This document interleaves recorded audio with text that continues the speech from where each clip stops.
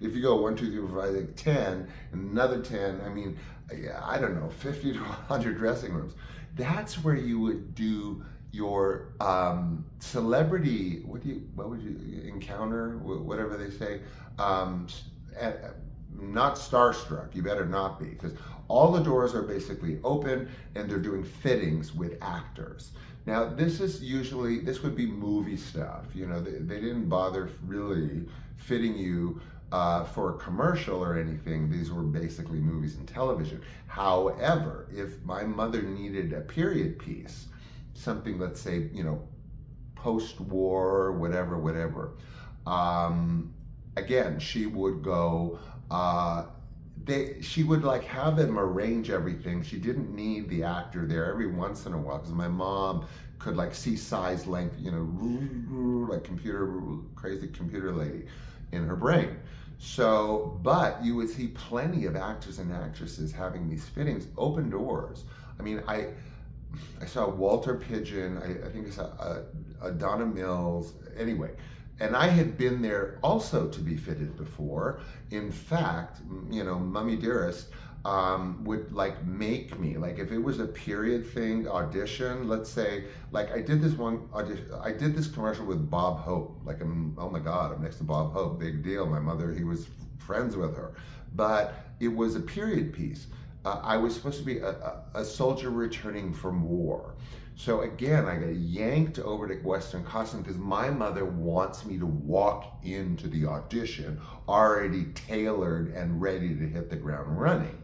No other kid did this. I mean, and it didn't always work. And it was really pretentious. I hated it, actually. It did get me. I mean, she did fit me for that uniform for the Bob Hope commercial. I think it was Prudential Insurance or whatever it was.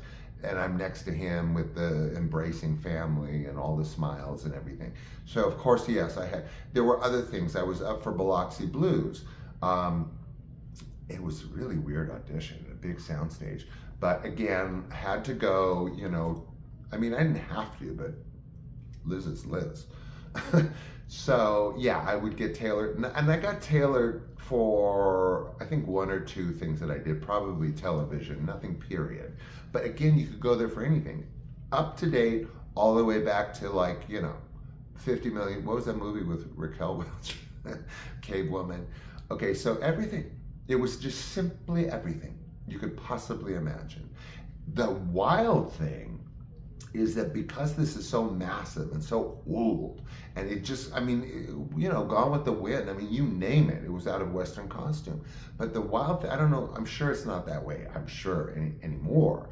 But it was nothing at Western costume to be fitted for or rent or take home something that in the collar said, you know, Joseph Cotton, Guns of Navarone. I mean, this, like, not that he was in that, but it was wild, man. A Clark Gable or what, I mean, it's not, no joke. This was like originally tailored for that movie star, but they just never took the writing off. Or sometimes they would sew a label, like kind of a temp label, again, on the inside of the collar with the star's name that it was probably originally sewn for and, you know, assigned to for the wardrober to know, and it was just never taken out. It was always on the inside, it didn't matter, right? So I would go there for this. I would also go there, like I said, for the returns, the dreaded returns, from the garage. 3 racks of clothing that needed to go back. I did a show on that. But a lot of my interaction was returns to Western costume, of course, which were a bitch and a half, man. A lot of stuff, but at least in one area. I didn't have to go into, you know, friggin' like Beverly Center to 6 department stores. Like, oh yeah, these are my little returns, even though I have 7 other garment bags going to other stores. So there was a time.